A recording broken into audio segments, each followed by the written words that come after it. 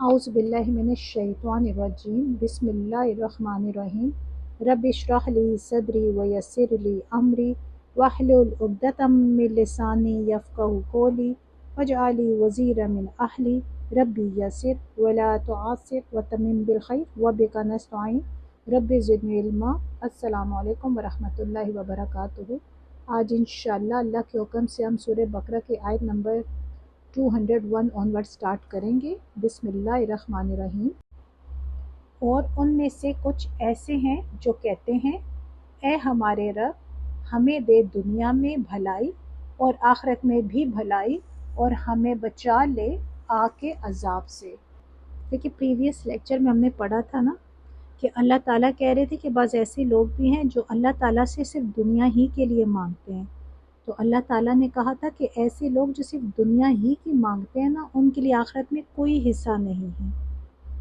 अब यहाँ पे अल्लाह ताला बता रहे कि उनके साथ ऐसे भी लोग हैं जो दुनिया के साथ साथ आखिरत में भी अपना हिस्सा मांगते हैं, जो अल्लाह ताला से दुआ करते हैं कि या अल्लाह जी हमें दुनिया में भी दे और हमें आखिरत में भी दे, और वो भी भलाई मांगते हैं अपने रब से, यानी सिर्फ लालच नहीं करते। वो कहते हैं अल्लाह ताला हमें दुनिया में भी भलाई और आखिरत में भी भलाई दे, क्योंकि देखिए जब आखिरत में भलाई मिलेगी तभी तो इंसान को आग के अजाब से इंसान बचेगा ना।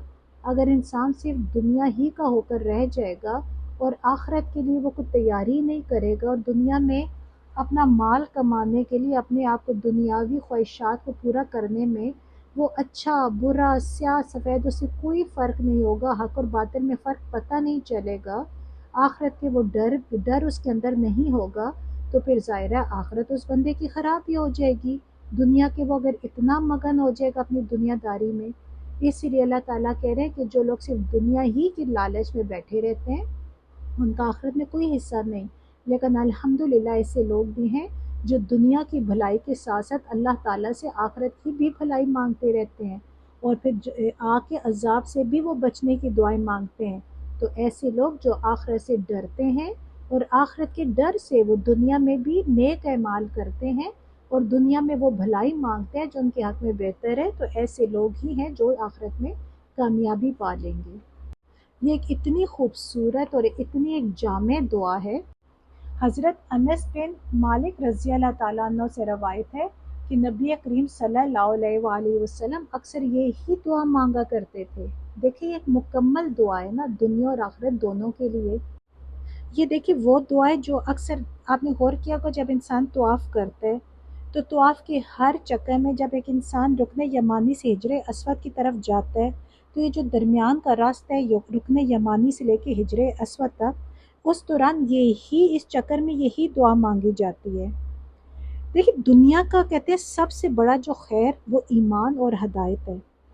यानी दुनिया में कोई खैर खैर तस्वुर ही नहीं किया जाता जिस खैर में हदायत और ईमान ना हो।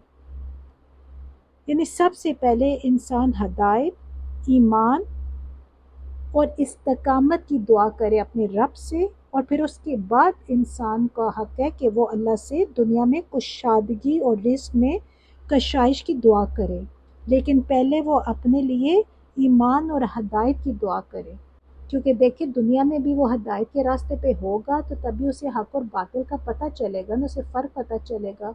वो कोई गुनाह के रास्ते में नहीं जाएगा या कोई ऐसा गलत काम नहीं करेगा जिसके ज़रिए वो रोज़ी ले सके, किसी का हक नहीं मारेगा। इवन अगर अल्लाह ने उसे दिया होगा तो वो अल्लाह के रास्ते में अपने माल से खर्च भी करेगा ताकि आखिर में उसे उसका सिला मिले। इसलिए हदायत की दुआ सबसे पहले मांगनी चाहिए कि अल्लाह ताला इंसान का ईमान मजबूत रखे और अल्लाह ताला इंसान को हदायत का रास्ता दे।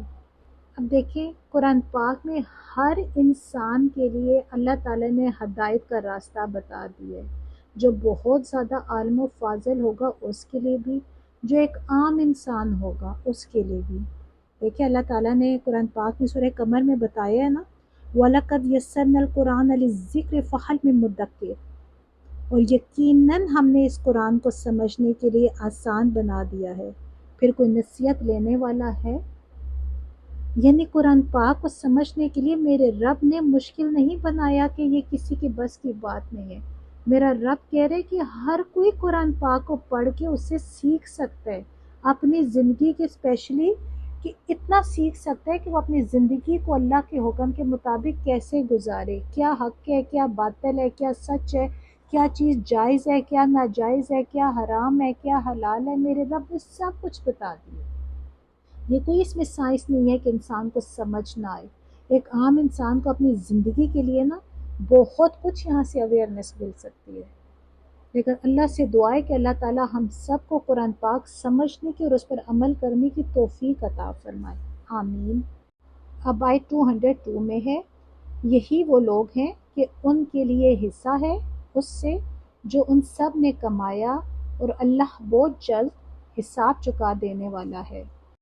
اب آپ سب غور کریں، یہ الفاظ بہت اہم ہیں۔ یہاں سے ہمیں معلوم ہوتا ہے کہ صرف اگر ایک انسان دعا ہی کرتا رہے نا تو وہ کافی نہیں ہے، بلکہ دعا کے ساتھ عمل بھی بہت ضروری ہے۔ یعنی بعض ہوتے ہیں نا جو کہتے ہیں یا اللہ جی تو میرے رزق میں اضافہ کر، یا اللہ میرے رزق میں اضافہ کر، لیکن رزق کمانے کے لیے وہ محنت ہی نہیں کرتے۔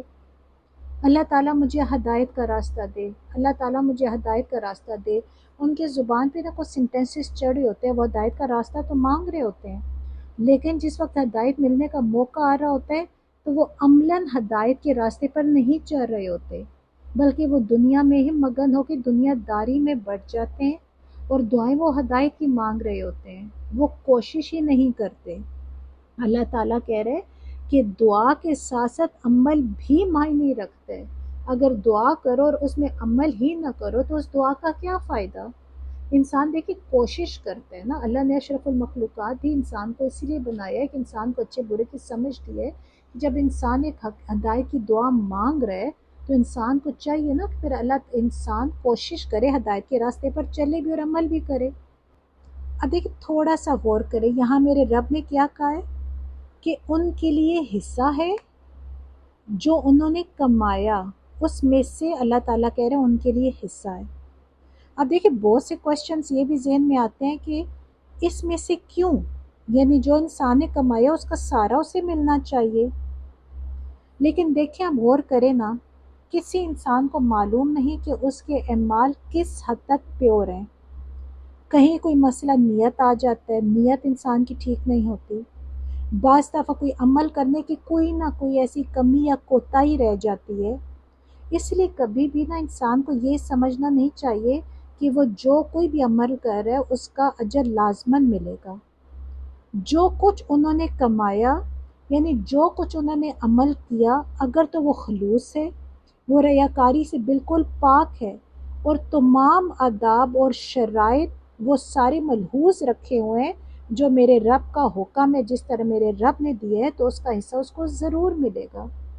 اب دیکھیں ہم اپنے ارد گرد ہی دیکھ لینا، ہم ڈیلی بیسس پہ اپنے دیکھ رہے ہیں جن ایریاز میں ہم رہ رہے ہیں یہاں پہ تو ہر سیکٹر میں اب دیکھیں لوگ باہر دیکھیں ایک قسم کا صدقہ خیرات لگا ہوتا ہے۔ الحمدللہ الحمدللہ، تعالیٰ قبول کرے، اور اللہ تعالیٰ سب کے نیتوں کو اور عملوں کو اللہ تعالیٰ اپنی بارگاہ میں قبول فرمائے۔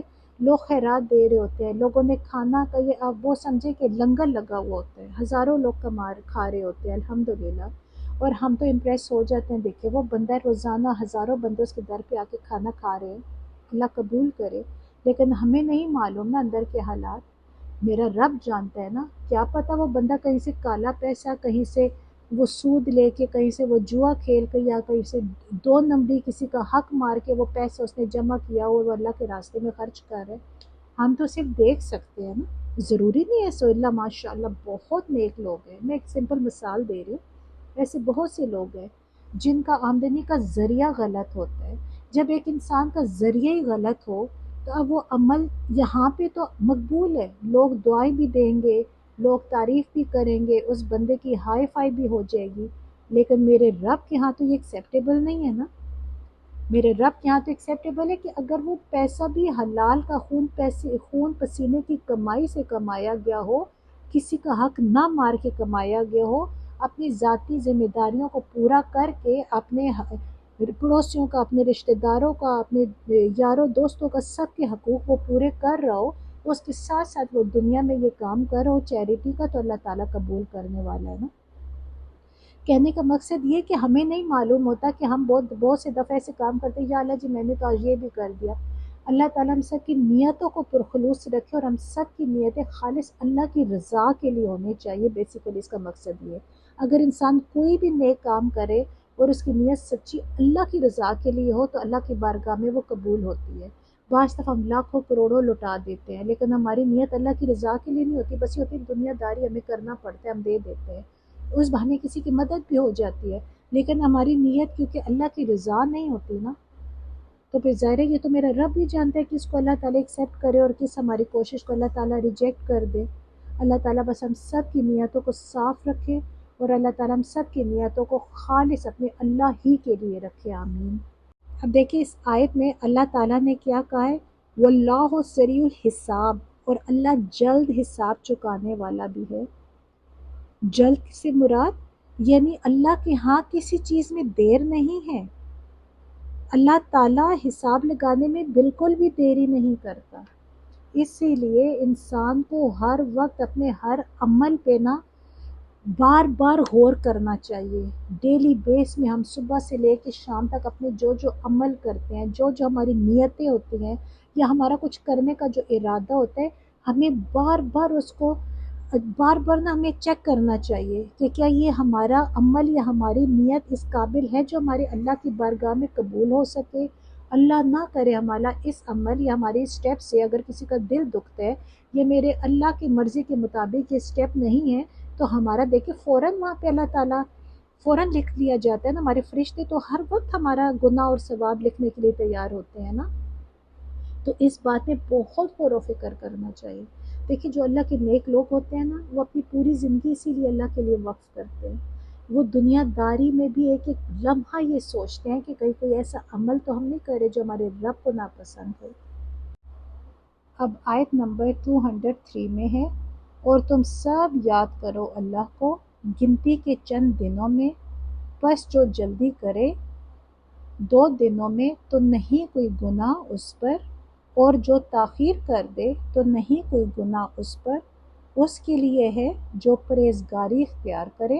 اور تم سب ڈرو اللہ سے، اور تم سب جان لو کہ بے شک تم اسی کی طرف تم سب اکٹھے کیے جاؤ گے. اب دیکھیں یہاں اس آیت میں اس سے مراد ہے ذی الحج کی 11ویں، ذی الحج کی 12ویں اور ذی الحج کی 13ویں تاریخیں، یعنی جن میں یوم نحر کے بعد منا میں قیام کیا جاتا ہے ان 3 دنوں میں، 11ویں کو، 12ویں کو اور 13ویں کو. ان 3 دنوں میں کنکریاں مارنے کے وقت اور ہر نماز کے بعد تکبیر کہنے کا حکم ہے. ایون اس سے ہٹ کے باقی جو اوقات ہوتے ہیں اس ٹائم بھی تکبیر اور ذکر الہی کثرت سے کرنا چاہیے. لیکن پھر اللہ تعالیٰ یہاں پہ کہہ رہے کوئی ایسا ہے جو 2 دن میں ہی جلدی سے واپس آ جائے، یعنی 2 دن میں وہ کنکریاں کر کے سارے اپنے مناسک پورے کر کے واپس چلا جائے تو اس میں کوئی گناہ نہیں. یعنی بعض لوگ وہاں پہ 3 دن رہ کے یہ عمل پورا کرتے ہیں اور بعض لوگ 2 دن کرتے ہیں، لیکن اگر 2 دن بھی جو کرتے ہیں تو ان پہ بھی کوئی گناہ نہیں. اور وہ لوگ جو منا میں ٹھہرے رہتے ہیں اور 3 دن کی مقدار پوری کرتے ہیں وہ بھی ٹھیک ہے. لیکن یہاں پہ اللہ تعالیٰ یہ شرط لگا رہا ہے، اللہ تعالیٰ نے بتا رہے ہیں، حکم دے رہے کہ جو لوگ وہاں پہ 3 دن مکمل کرتے ہیں نا وہ صرف اسی صورت میں کریں جب وہ تقوی اختیار کریں گے، یعنی وہ پرہیزگاری کریں، کوئی گناہ کی بات نہیں کریں، ذکر اذکار کرتے رہیں، تکبیر کہتے رہیں، نمازیں پڑھتے رہیں، اللہ کا جتنا ذکر الہی وہ کثرت سے کر سکتے ہیں نا اتنا کریں. پھر دیکھیں وہ وہاں پہ جو ان کا قیام ہوگا نا وہ اللہ تعالیٰ قبول کرے گا اور اس کا انہیں اجر ملے گا انشاءاللہ تعالیٰ. لیکن ایک ایسا شخص جس کے ذہن میں یہ ہے کہ اس نے بس صرف 3 دن پورے کرنے ہیں، یعنی وہاں پہ وہ سویا ہوا ہے، وہ لیٹا رہے، اس کا جی اکتایا ہوا ہے، اس کی طبیعت کے اندر ٹھہراؤ نہیں ہے، اور وہ کہہ رہے کہ کب یہ تیسرا دن ختم ہوگا کہ میں نے واپس جانا ہے، تو اللہ تعالیٰ کہہ رہے ہیں پھر اللہ کے ہاں جو ہے نا یہ پھر خاص مفید نہیں ہے نا تیسرا دن وہاں پہ رہنا. اس سے بہتر ہے کہ آپ 2 دن کر کے چلے جاؤ. یعنی تیسرا دن اگر آپ وہاں پہ رہو گے تو مکمل طور پر اللہ کا تقویٰ اگر آپ کے پاس ہے تو پھر آپ تیسرے دن وہاں رہو اور کثرت سے ذکر الہی کرو اور تکبیر کہتے رہو. اصل شے جو ہے وہ اللہ کے ہاں قبولیت کے لیے شرط لازم ہے کہ وہ تقویٰ ہو. پھر اللہ تعالیٰ نے کیا اللہ کا تقویٰ اختیار کرو اور خوب جان رکھو کہ یقیناً تمہیں اسی کی جانب جمع کر دیا جائے گا۔ یعنی یہاں پہ اللہ تعالیٰ بتا رہے ہیں کہ پھر بات وہی آگے کہ نیت، انسان کی سارا عملوں کا دار و مدار نا نیت پر ہوتا ہے۔ اگر انسان کی نیت وہاں پہ رہ کے کچھ فیل کرنے کا ہے، اللہ کے قریب ہونے کا ہے، اللہ کے ذکر میں مگن ہو کے رہنے کا، پھر تو ٹھیک ہے۔ لیکن صرف یہ کہ بس میں نے 3 دن کسی نہ کسی طرح پورے کرنے ہی کرنے اور کوئی نیک عمل نہیں، طبیعت میں اکتاہٹ ہے اور یہ کہ میں نے کب جانا ہے، تو کوئی فائدہ نہیں۔ کیونکہ اللہ تعالیٰ کہہ رہے ہیں نا کہ تقویٰ اختیار کرو، کہ تم سب جو نا تم لوگوں کو میرے پاس اکٹھے ہونا ہے، آخرت میں تم سب کو اکٹھے ہونا ہے اور تم لوگوں کو جواب دہ ہونا ہے۔ اب آیت 204 میں ہے، اور لوگوں میں سے کوئی ایسا بھی ہے جو بھلی لگتی ہے آپ کو اس کی بات دنیا کی زندگی میں، اور وہ گواہ بناتا ہے اللہ کو اس پر جو اس کے دل میں ہے، حالانکہ وہ بہت سخت جھگڑالو ہے۔ اب دیکھیں یہاں پہ ایک منافقین کے خاص گروہ کا ذکر ہو رہا ہے۔ منافقین میں کچھ تو ایسے تھے نا جن کی زبانوں پہ نفاق جو تھا وہ واضح ہو جاتا تھا، انسان کو پتہ چل جاتا ہے یہ منافقت کر رہا ہے۔ جبکہ منافقین کی قسم وہ تھی جو اتنے چاپلوس تھے اور اتنے تیز ترار تھے کہ ان کی گفتگو ایسی ہوتی تھی، ایسا فیل ہوتا تھا کہ یہ سب سے زیادہ ایک انسان کے مخلص اور یہی وفادار ہیں سب سے زیادہ۔ اور وہ اپنا اگر انہوں نے کوئی موقف پیش کرنا ہوتا تھا تو وہ اتنے خوبصورت انداز میں پیش کرتے تھے کہ ایسے لگتا تھا کہ ان کی یہ سب کچھ ان کی بڑی نیک نیتی پر ان کا مبنی ہے، ان کا سارا جتنا بھی موقف ہے۔ لیکن ان کا کردار اندر سے انتہائی گھناؤنا ہوتا تھا۔ ان کی ساری بھاگ دوڑ جو ہوتی تھی وہ رسول اللہ صلی اللہ علیہ وآلہ وسلم اور اسلام کی مخالفت کی وجہ سے ہوتی تھی، اور ان کی وہ مخالفت ہی کرتے رہتے ہوتے تھے۔ ان کے بارے میں فرمایا کہ بعض لوگ ایسے بھی ہیں جن کی باتیں دنیا کی زندگی میں تمہیں بہت اچھی لگتی ہیں، کیونکہ دیکھیں انسان نہیں دلوں کا حال جانتا، غیب کا علم صرف میرا رب جانتا ہے۔ انسان تو صرف سامنے کا جو رویہ ہوتا ہے دیکھ کے انسان گیس کر دیتا ہے کہ ہاں یہ دیکھو کتنا اچھا، کتنا مخلص انسان ہے، کتنا ہمارا خیال کر رہا ہے، دیکھو ہر پریشانی میں ہمارے ساتھ شامل ہے، ہر خوشی میں ہمارے ساتھ شامل ہے، ہمارے کتنے ہماری نقصان پہ اس کا دل دکھتا ہے۔ ہمیں تو نہیں معلوم نا کہ وہ کس حد تک منافقت کر رہے اور کس حد تک وہ اندر ہی اندر ہم لوگوں کی جڑیں کاٹ رہے۔ اس ٹائم بھی آپ صلی اللہ علیہ وآلہ وسلم کے دور میں بھی ایسے منافق تھے جن کے تو بظاہر پتہ چل جاتا تھا بعض لوگوں کا، لیکن بعض اتنے ڈیپ تھے کہ ان کے بارے میں انسان کو پتہ ہی نہیں چل سکتا تھا کہ یہ اندر ہی اندر مسلمانوں کی جڑوں کو کاٹ رہے ہیں۔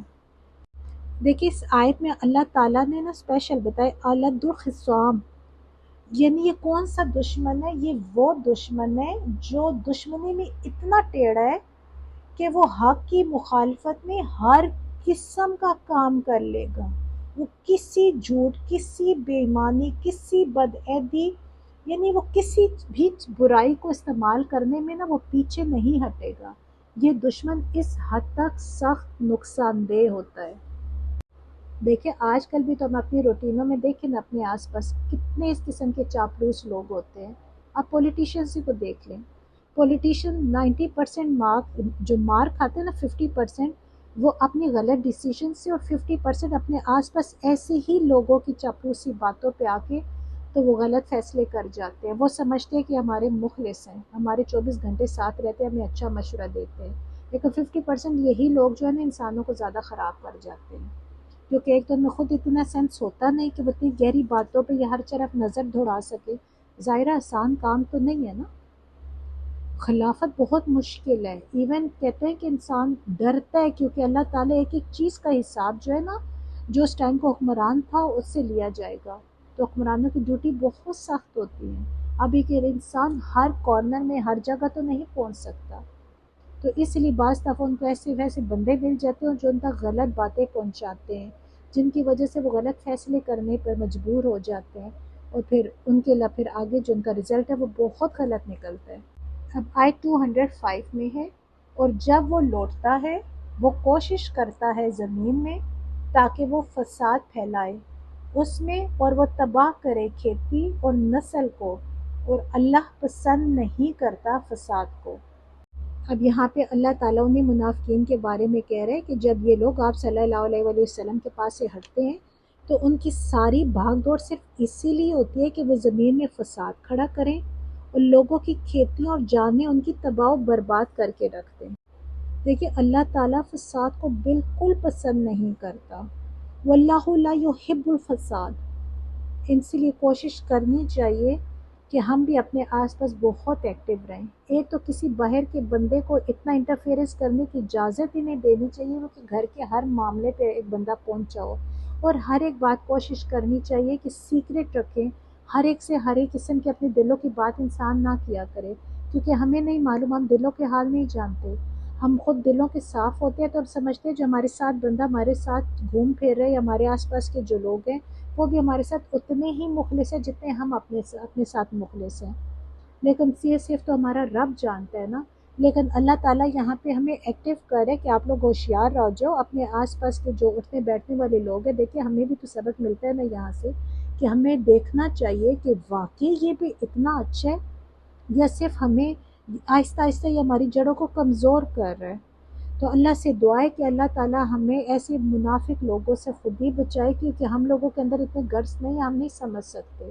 ہم تو دیکھیں جو اوپر جو شاعری ہوتی ہے نا، ہم تو ظاہر کو دیکھیں نا، ہم اسی پہ یقین کر لیتے ہیں۔ اللہ تعالیٰ سے دعا ہے کہ اللہ تعالیٰ ہم سب کو اپنی حفظ و امان میں رکھے، اور اللہ تعالیٰ ہر قسم کے بغض، بخیل، حاسد اور ایسے منافق انسان سے ہمیں بچائے جو ہمارے لیے نقصان دہ ہے۔ آمین۔ اللہ کے راستے میں جو چھوٹی سی کوشش ہے، اللہ سے دعا ہے کہ اللہ تعالیٰ اسے اپنی بارگاہ میں قبول فرمائے، میرے لیے، آپ سب کے لیے، اسپیشل ہمارے والدین کے لیے صدقہ جاریہ بنائے۔ اللہ سے دعا ہے کہ یا اللہ جی یہ میرے بولنے میں، سمجھانے میں کسی قسم کی کوئی غلطی ہو گئی ہو، کوئی لفظ یا کوئی سینٹنس مجھ سے غلط نکل گیا ہو، تو یا اللہ جی مجھے معاف کرنا اور ہم سب کے علموں میں اضافہ فرمانا۔ آمین۔ السلام علیکم ورحمۃ اللہ وبرکاتہ۔